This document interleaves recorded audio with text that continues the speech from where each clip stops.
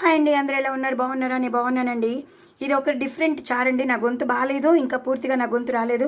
But also మీ అందరి కోసం నేను షేర్ చేస్తున్నాను. నా ఒంట్లో బాగాలేదు. నేను చారు చేసుకున్నాను ఇవాళ. టమాటో చారు, టమాటోలు, పచ్చిమిర్చి, అలాగే కొత్తిమీర, మిరియాలు, ధనియాలు ఇవి నేను గ్రైండ్ చేసేసానండి. గ్రైండ్ చేసి వేసేసినది. ఎలాంటి వెల్లుల్లిపాయలు కానీ ఉల్లిపాయలు కానీ వేయకుండా సాత్వికంగా చేసుకున్నదండి. నేను ఇలా తినేస్తాను. ఒడియాలు కూడా అక్కర్లేదు, అంత బాగుంటుంది. నేను చెప్పాను కదా, నేను షార్ట్ పంపిస్తున్నానండి, చిన్ని షార్ట్ పంపిస్తున్నాను. ఆ చిన్ని షార్ట్ చూసేసి చేసేసుకోండి. చాలా చాలా బాగుంటుంది చారు. మీకు ఎక్కడ టమాటోలు కనబడవు. చాలా కొంచెం చింతపండుతో, ఎక్కువ టమాటోతో నేను చాలా పెద్ద టమాటో వేసేసుకుని అందులోనే కొత్తిమీర వేసేసుకుని, పచ్చిమిరపకాయలు, మిరియాలు, ధనియాలు, జీలకర్ర వేసేసుకుని ఆ పేస్ట్తో చేసిన చారండి. చాలా చాలా బాగుంటుంది. ఇంగు పోపు ఎక్కువ పెట్టుకుని చేసుకుంటే మాత్రం సూపర్ సూపర్ సూపర్ ఉంటుందండి. చాలా చాలా టేస్టీగా ఉంటుంది. గ్లాసులు గ్లాసులు తాగేస్తాం, అంత బాగుంటుందండి.